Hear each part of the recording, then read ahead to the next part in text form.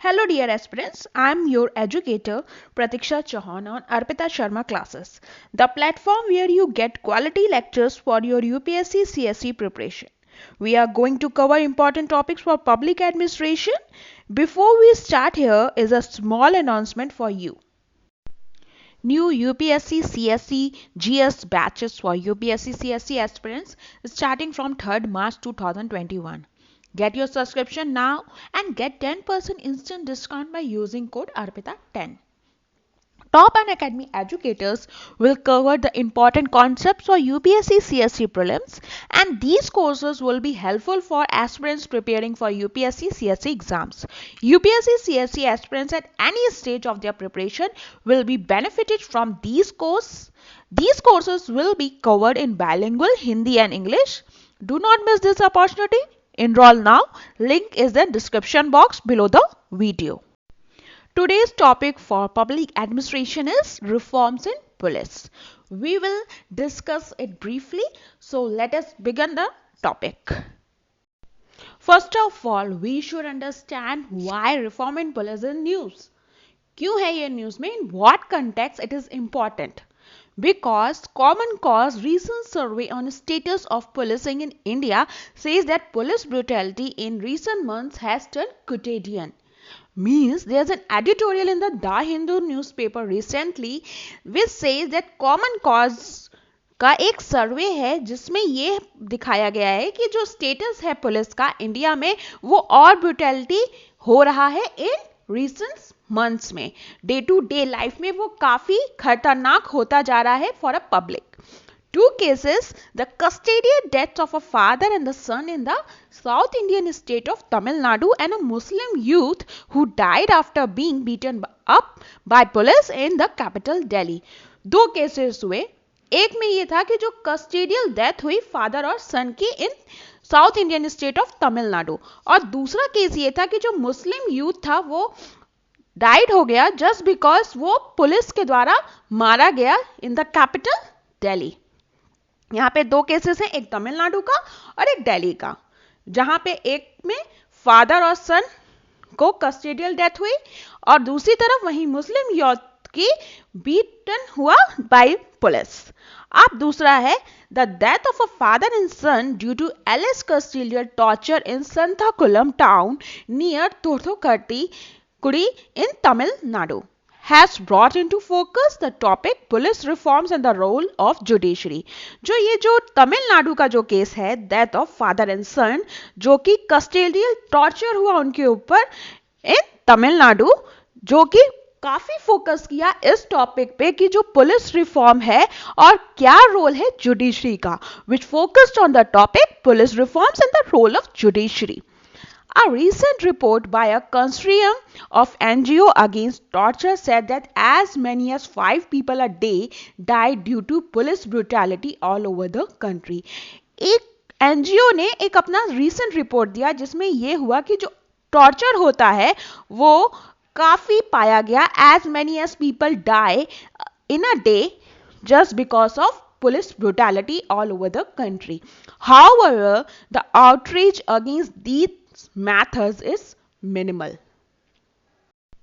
Now, let us understand the constitutional background of reform in police. The primary role of police forces is to uphold and enforce laws, investigate crimes and ensure security for people in the country. Primary role क्या होता है police forces का? Uphold और laws को enforce करना, investigate करना crime को और इंश्योर करना security for people in the country. Means to give and safe and secure environment to the people living in the country. Police is a subject govern by state under the 7th schedule. जो police है वो subject है, वो govern by states होता है और जो कि 7th शेड्यूल के अंडर में आता है. The centre maintains various central arm police forces and paramilitary forces. Centre जो है वो मेंटेन करता है कई सेंट्रल आर्म पुलिस फोर्सेस को भी और पैरामिलिट्री फोर्सेस को भी. The centre is also responsible for policing in union territory. Center means it is also responsible for policing in union territory. That means it is responsible for police in Union territories. It also extends intelligence and financial support to the state police forces. ये extend करता है अपनी intelligence और financial support भी state police forces को भी. Okay. In emergency situation like communal rights, the center can invoke Article 355. Emergency situation जैसे communal rights के वक्त center जो है वो Article 355 को लागू या invoke कर सकता है और take measures such as taking law and order of state under its own hand, deployment of military, etc. And take measures like taking law and order in his own hands of state. मतलब जो centre है वो law and order जो state का होता है वो अपने खुद के हाथों में भी ले सकता है और deployment of military etcetera. Most state governments have police law that adopts or reflect the basic idea of the 18061 legislation. जो काफी जो state most of the state governments की जो पुलिस लॉ है वो अडॉप्ट और रिफ्लेक्ट करते हैं बेसिक आइडिया जो 1861 का लेजिस्लेशन होता है. Now let us talk about the commission on police reform. कुछ कमीशंस हैं जो पुलिस रिफॉर्म्स पर है. First is national police commission, that is NPC. The NPC was organized in 1977 with wide terms of reference covering police organization, role, functions, public relations, etc. Between 1979 and 1981, the NPC produced 8 reports. NPC कब organise हुआ? 1977. Wide terms of reference जो कि cover करते हैं police organisation को, role को, functions को, public relation etcetera को. 1979 और 1981 के जो बीच का था उसमें NPC ने अपनी 8 रिपोर्ट्स दी या प्रोड्यूस की. मेजर रिकमेंडेशन कौन कौन से दिए NPC ने?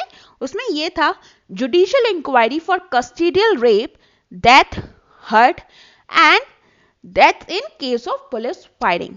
जुडिशियल इंक्वायरी होनी चाहिए जब कस्टोडियल रेप हो, डेथ हो, हर्ट हो या डेथ हो इन केस जब पुलिस फायरिंग होती है. जब ऐसा केस हो जब पुलिस फायर करे, इस चीज की जुडिशियल इंक्वायरी होनी चाहिए. Political interference in police work had caused gross abuse of power. Political interference ने काफी पुलिस वर्क को काफी डिफर किया, काफी जैसे abuse of power हुआ. The NPC suggested a few measures to limit this influence on police work to broad policies. NPC ने काफी कुछ मेजर्स दिए जिससे ये जो पॉलिटिकल इंटरफेरेंस है वो उसकी लिमिट हो चुके, उसकी लिमिटेशन हो सके, जिससे जो इन्फ्लुएंस है पुलिस वर्क का ब्रॉड पॉलिसीज में हो सके. And ensuring that police performance is in accordance with the law. जो पुलिस की परफॉर्मेंस है उसको इंश्योर किया जा सके in accordance with the law. It recommended measures to make police more sensitive to the needs and complaints of the marginalized section of society. इसने ये भी recommend किया कि कुछ measures लेने चाहिए पुलिस को more sensitive to needs and complaints जो भी marginalized section है वो society के. The NPC has recommended important amendment to section 154 of CRPC which would make it incumbent on a police station to register an FIR whether or not the crime has taken in its jurisdiction and that transfer the FIR to the concerned police station if necessary. NPC ने ये भी recommend किया जो important amendment है section 154 का CRPC का, उसने ये मेक इट किया कि जो इंक्यूबमेंट है पुलिस स्टेशन का उसमें ये रजिस्टर हुआ कि FIR जो ये रजिस्टर होनी चाहिए कि क्राइम है या फिर नहीं है जो कि हुआ है इन इस जुरिडिक्शन. अब जब ये लगता है कि रियली में ये क्राइम है तब ये ट्रांसफर कर दिया जाता है FIR to the concern police station. मतलब जिस एरिया का वो है वहां पे उस पुलिस स्टेशन में उसको FIR को ट्रांसफर कर दिया जाता है अगर वो नेसेसरी लगता है. Measures to reduce third degree matters by the police. जो पुलिस जो थर्ड डिग्री मैटर देती है उसको रिड्यूस करना. ठीक है. The report recommended the gradual phasing out of all requirement except at the IPS and the constable level. The police act of 1861 should be replaced by a police act which not only changes the system of superintendence and control over the police but also enlarges the role of police to make it function as an agency which promotes the rule of law in the country and render impartial service to the community. जो police act है 1861 का, उसने replaced by a new police act, मतलब नए police act के द्वारा ये police act of 1861 replace किया गया, which not only changes the system of supreme, जो केवल सिस्टम ऑफ सुप्रिटेंडेंस को ही केवल चेंज नहीं करता है, but also control the police, but also enlarges the role of police to make it function as an agency. ये इनलार्ज करता है रोल पुलिस का जिससे वो फंक्शन कर सके एज एन एजेंसी, जो कि प्रमोट करती है rule of law in the country and render impartial service to the community. Most of the recommendation of the NPC have remained unimplemented. जो कई रिकमेंडेशन जो एनपीसी के थे वो अनइम्प्लीमेंटेड हो गए, मतलब उनको इंप्लीमेंट नहीं किया गया. अब नेक्स्ट कमेटी है Ribeiro committee. The committee submitted 2 reports in 1998 and 1999. It endorsed the recommendation of the NPC with certain modification. इसने भी कुछ रिकमेंडेशन दी जो सिमिलर थी एनपीसी से, बट कुछ मॉडिफिकेशन करके. अब आया पद्मा बिहा committee, which said the committee submits its report in 2000 and made over 240 recommendation. इस कमेटी ने अपनी रिपोर्ट 2000 में सबमिट की एंड मेड 240 रिकमेंडेशन. इसने अपनी 240 recommendation the. Out of this 23 recommendation were not accepted. 240 recommendation में से 23 रिकमेंडेशन उनकी एक्सेप्ट नहीं हुई. These related to IPS officers, age of entry, police commissioners, system in cities, compulsory retirement to those not impelled as DIG, etc. Now comes the Malimath Committee. This committee submits its report in 2003 and was related to the criminal justice system in India. इस committee ने अपनी report कब submit की? 2003 में, जो कि relate करती है क्रिमिनल जस्टिस सिस्टम इंडिया का. ओके, इंडिया के क्रिमिनल जस्टिस सिस्टम से रिलेट करती है. It suggested 158 changes in the CGSI but the recommendation was not implemented. इसने 158 चेंजेस किए, सजेस्ट किए CGSI में, बट उनके वो रिकमेंडेशन इंप्लीमेंट नहीं हुए. रिकमेंडेशन क्या थे? Rights of the accused. The committee suggested that the schedule to the code be brought out in all regional languages so that the accused know his or her rights as well as how to enforce them and whom to approach and when there is a denial of those rights. पहला था rights of the accused. इस committee ने ये suggest किया जो schedule of to the code होना चाहिए वो रीजनल लैंग्वेज में आना चाहिए, जिससे जो एक्यूज्ड है उसको अपने राइट्स पता होने चाहिए और उसको कैसे इन्फोर्स किया जा सकता है ये भी पता होना चाहिए उन्हें, जिससे उन्हें ये हो सके कि वो किसके पास अप्रोच कर सके when there is a denial of those rights. दूसरा है पुलिस इन्वेस्टिगेशन. उन्होंने रिकमेंड की. This committee suggested hiving off the investigation wing from law and order. Next is court and judges. The report pointed out the judge population ratio in India is 10.5 per million population as against 50 judges per million population in many parts of the world. The ratio is 19.66 per million people as of 2017. It suggested the increase in strength of judges and courts. इस committee ने ये suggest किया जो strength of जजेस और courts है उसको increase करना चाहिए. Witness protection. Now next is suggested separate witness protection law so that the safety and security of witness can be insured and they can be treated with dignity. इस committee ने ये भी suggest किया जो witness protection law है, जो separate protection law है, वहां पे सेफ्टी एंड सिक्योरिटी होनी चाहिए, विटनेस को देनी चाहिए और उसको ट्रीट करना चाहिए डिग्निटी से. Vacations of court. Recommended reducing the vacations of court on account of long pendency of cases. मतलब इस कमेटी ने ये भी रिकमेंड किया कि जो वेकेशन होते हैं कोर्ट को उसको भी रिड्यूस करना चाहिए, और क्योंकि जो काफी पेंडिंग केसेस हैं उनको रिजॉल्व करना होता है। Now supreme court judgement on more cases. अब सुप्रीम कोर्ट के जजमेंट और भी केसेस में थे, उसके बारे में भी हम डिस्कस करते हैं। Supreme Court has intervened multiple times in 1990s through cases such as Jogendra Kumar versus State of Uttar Pradesh, AIR 1994, SC 1349, and DK Basu versus State of West Bengal 1997, SSC 416, where guidelines were passed to try and secure two rights in the context of any state action.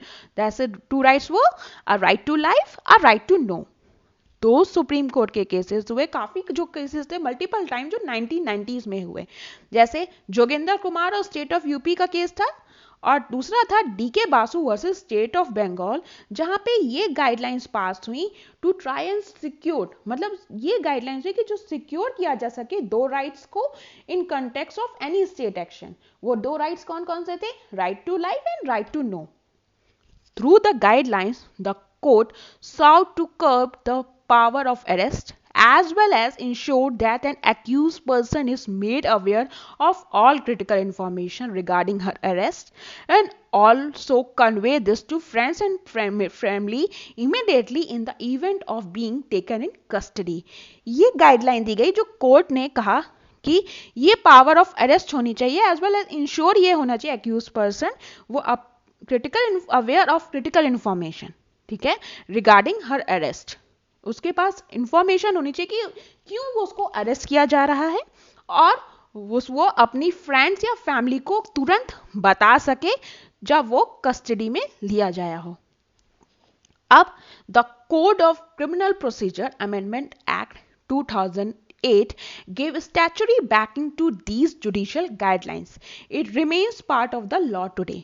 जो code of criminal procedure amendment act 2008 है उसने statutory banking दी judicial guidelines जो कि इसमें थी, और ये अभी तक लॉ का पार्ट है।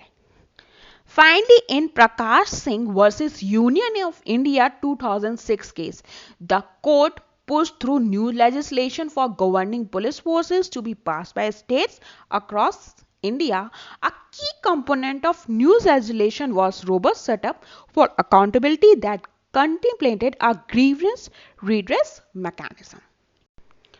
अब है मोर सजेशंस बाय जुडिशरी। कुछ सजेशंस दिए गए जुडिशरी के द्वारा। Support for scientific investigation, support करना साइंटिफिक इन्वेस्टिगेशन को। Fascination for techniques such as narco analysis, ensuring video recording of investigation. Techniques जैसे नार्को एनालिसिस जो कि इंश्योर करता है वीडियो रिकॉर्डिंग इन्वेस्टिगेशन का। Passing orders for installing close circuit television cameras inside police station. Order pass हुआ जिसमें यह था कि इंस्टॉल करना क्लोज सर्किट टेलीविजन को, जो कि कैमरास जो है वो पुलिस स्टेशन में लगे हुए हैं उनको देख सकें, मतलब जो पुलिस की पूरी वर्किंग हो रही है पुलिस स्टेशन में उसको देखा जा सके। Judicial interventions have failed to curb the violence. जो जुडिशियल इंटरवेंशंस थे वो काफी फेल हुए, जिससे क्योंकि वो वायलेंस को कम नहीं कर पा रहे थे, because judiciary approach of simply passing directions and guidelines have proven to be failure. Judiciary का जो अप्रोच था वो जो कि डायरेक्शन और गाइडलाइंस उसने दिए थे वो प्रूव किए फेलियर की तरफ, मतलब वो फेलियर हुए, वो पास नहीं हो पाए इतने अच्छे से। For it is the ordinary magistrate and not the constitutional court who is the judicial actor wielding real power to realize substantial change in police practices. Gap between the highest court and the lowly police officer in India has been demonstrated through studies which show how, despite criminal laws being struck down as unconstitutional, they continue to be enforced in various parts of the country by local police. Now let us talk about Prakash Singh versus Union of India case. The Supreme Court's direction in Prakash Singh case 2006 on police reform must be implemented. Supreme court ने ये direction दिया जो Prakash Singh case जो 2006 का है police reforms के ऊपर, उसको इम्प्लीमेंट करना चाहिए. The court laid down 7 directives where considerable work in police reform is still needed. Court ने 7 डायरेक्टिव्स दिए जो कि कंसिडरेबल है वर्क इन पुलिस रिफॉर्म, जो कि अभी भी नीडेड है. पहला है constitute a state security commission to make sure that the state does not exercise undue influence on the police. Constitute करना है स्टेट सिक्योरिटी कमीशन को जो कि इंश्योर कर सके कि जो स्टेट है वो एक्सरसाइज नहीं कर रहा है, इन्फ्लुएंस नहीं हो रहा है पुलिस पर. The DGP should be appointed as a transparent and merit based process and have a minimum tenure of 2 years. जो डीजीपी है वो उसे ट्रांसपेरेंट वे में अपॉइंटेड करना चाहिए, मेरिट बेस्ड प्रोसेस होना चाहिए और मिनिमम टेन्योर जो होना चाहिए डीजीपी का वो 2 years का होना चाहिए. Other police officers on operational duty should be given a minimum 2-year tenure. जो अदर पुलिस ऑफिसर्स हैं ऑपरेशनल ड्यूटीज पर भी, उनका भी जो मिनिमम टेन्योर होना चाहिए वो 2 साल का होना चाहिए, मींस 2 years का होना चाहिए. The law and order and investigation functions of the police should be separated. जो लॉ एंड ऑर्डर और इन्वेस्टिगेशन फंक्शन है पुलिस का, उन दोनों को सेपरेट कर देना चाहिए. कौन किस दो फंक्शंस को सेपरेट होना है? Law and order and investigation. A police establishment board should be set up to decide transfers, promotions, postings and other service related matters of the police. Police establishment board का setup होना चाहिए जो कि ये decide करे transfer को, promotions को, posting को, अदर सर्विस रिलेटेड मैटर्स को पुलिस के. अब set up police complaints authorities at the state district levels to inquire into complaints of the police against police officers of above the DSP rank of serious misconduct including custodial, rape and death. Setup होना चाहिए police complaint authority भी जो कि state और district level दोनों पे होनी चाहिए, जो कि ये इंक्वायर करे कंप्लेंट पब्लिक की जो कि अगेंस्ट है पुलिस ऑफिसर्स के खिलाफ और above the DSP rank also for serious misconduct, which includes custodial rape, even death also. Establish a National Security Commission at the central level for preparing a panel for the selection and placement of chiefs of the Central Police Organization with a minimum tenure of 2 years.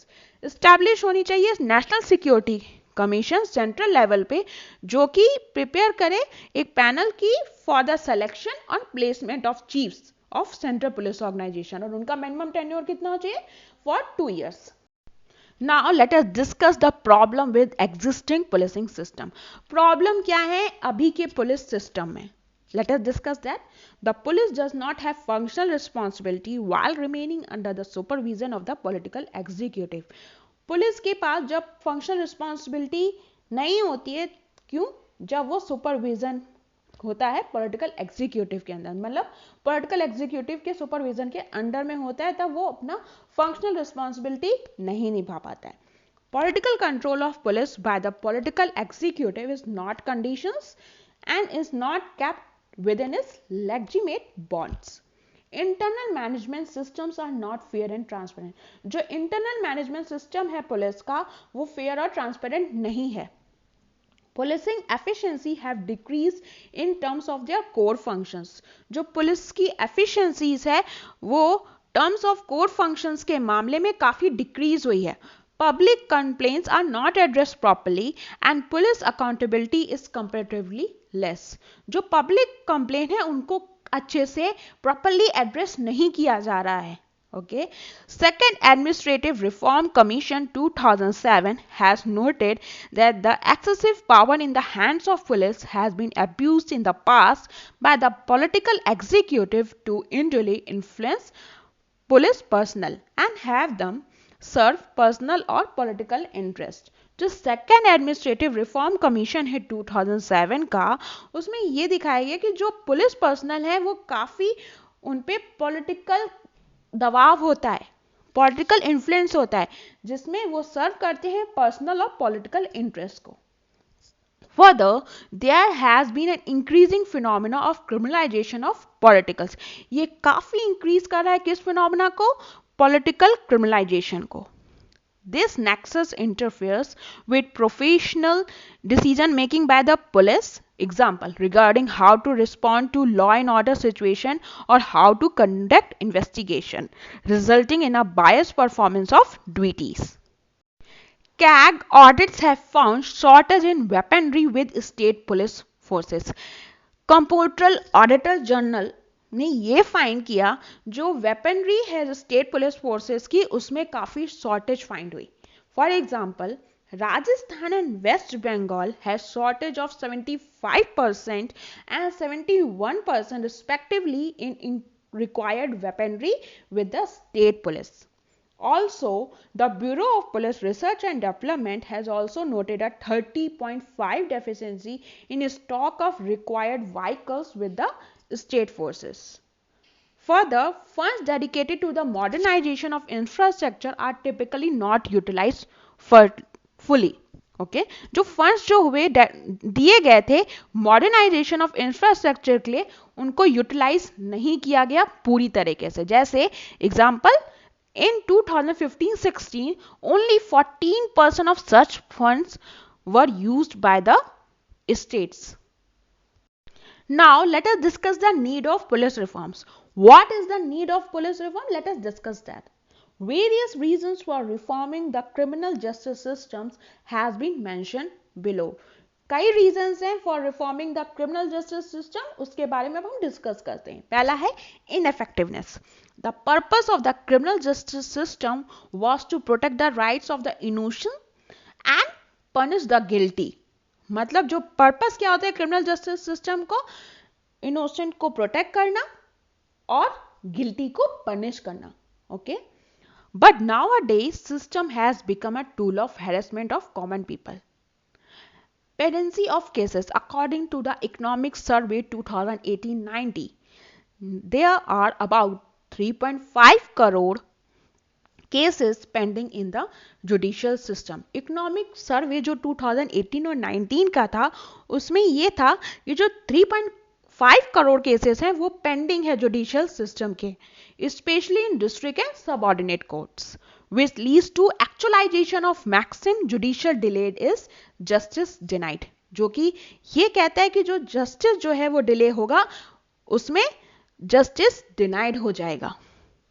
A total of 27,944 cases of departmental proceedings are pending against police personnel in the country till January 1, 2020, with 1/3 of these pendencies in Bihar, Telangana, Jammu and Kashmir according to official data. Huge under trials. India has one of the world's largest number of under trial prisoners. You can write in this in UPSC exams means answer writing that which country has the world's largest number of under trial prisoner? That is our country, India. According to NCRB Prison Statistics India 2015, 67.2% of our total prison population comprises of under trial prisoners. Investigation. Police is being a front line of the criminal judiciary system which played a vital role in the administration of justice. Corruption, huge workload and accountability of police is a major hurdle in speedy and transparent delivery of justice. जो corruption है वो huge workload and accountability है police का जो कि major hurdle करता है, major hurdle बनता है, major रुकावट बनता है speedy or transparent delivery of justice. Now let us discuss the Model Police Act 2006. Independent Complaints Authority. Under the Model Police Act 2006 drafted by the Police Act Drafting Committee 2005 and the Supreme Court Guidelines 2006, states are required to set up state and district level complaints authorities. जो model act police act 2016 है उसने drafted किया, जो कि drafted किसके द्वारा किया गया? पुलिस एक्ट ड्राफ्टिंग कमेटी 2005 के द्वारा और supreme court guidelines 2006 states are required, जिसमें स्टेट जो है वो उनके पास स्टेट और डिस्ट्रिक्ट लेवल कंप्लेंट अथॉरिटीज होनी चाहिए, उनका सेटअप होना चाहिए. Organization and recruitment. Each state will have one police service shall be headed by the DGP. हर एक स्टेट के पास एक पुलिस सर्विस होगी जो कि हेड किसके द्वारा की जाएगी? डीजीपी के द्वारा. Direct requirements to subordinate ranks, that is below Deputy SP, will be made through a state level police recruitment board. Accountability. State police boards will be constituted in each state to frame guidelines, select officers who are qualified to be promoted to the rank of DGP, and evaluate police performance. Police accountability commissions will also be set up by states to address complaints of police misconduct. Police accountability commission का भी setup होगा जो कि ये address करेगी complaints regarding police misconduct. Service condition. The state government will ensure the average hours of a duty of a police officer do not exceed 8 hours, in exceptional situation 2 hours. State government जो है वो ये ensure करेगी जो average our है duty of police officer का वो 8 hours से ज़्यादा एक्सीड नहीं कर सकते, बट कुछ एक्सेप्शनल सिचुएशन में 12 आवर्स हो सकती है. Adequate insurance coverage will also be provided to personnel. A police welfare board must also be set up to administer and monitor welfare measures. Now, there are some suggestions to improve policing system in India. कुछ suggestion है जिससे police system को India में improve किया जा सकते हैं. अब है community policing can be promoted. Community policing is an area-specific, proactive process of working with a community of prevention and detection of crime, maintenance of public order, and resolving local conflicts, and with the objective of providing a better quality of life and sense of security. जो community policing होता है वो एक इस area-specific proactive process होता है जो कि work होता है with the community, जिससे प्रिवेंट और डिटेक्शन हो सके क्राइम का, मेंटेन हो सके पब्लिक ऑर्डर, और जो लोकल कॉन्फ्लिक्ट्स है उनको रिजॉल्व किया जा सकते हैं. अब उसमें ऑब्जेक्टिव क्या होता है? To provide a better quality of life and sense of security. Smart policing should be focused upon. Smart, that is S for strict and sensitive, M for modern and mobile, A for alert and accountable, R for reliable and responsive, T for tech savvy and trained. Now comes police training. Training should focus on bringing in attitudinal change in police so that they become more responsive and sensitive to citizens' needs. Now comes gender parity in police force. The second Administrative Reform Commission recommended that representation of women in police at all levels should be increased through affirmative action so that they constitute about 33% of the police. जो second administrative reform commission है उसने ये recommend किया जो representation होना चाहिए women's का भी पुलिस में होना चाहिए at all levels. Her level पे वुमेन्स का रिप्रेजेंटेशन होना चाहिए पुलिस में, जिससे ये हो सके they can constitute about 33% of the police. Now other suggestions is improvement in forensic infrastructure. Forensic infrastructure में improvement होना चाहिए. There is need to expand the forensic facilities and upgrade them technologically. जो expand करना चाहिए forensic facilities को और technically या technology based उनको upgrade करना चाहिए. Every district or a group of districts having 30 to 40 lakhs population should have a forensic laboratory. Improvement in intelligence gathering. The intelligence gathering machinery in the field needs to be strengthened and at the same time made more accountable. Human intelligence should be combined with information derived from diverse sources with the focus on increased use of technology. Now comes the means answer writing. Question is, police reforms in India have remained a continuous issue, critically analyze. It is UPSC 2016 question of public administration. Write in 150 words with all the facts and figures we have discussed. You can add it. So hope you have understand the topic. Thank you.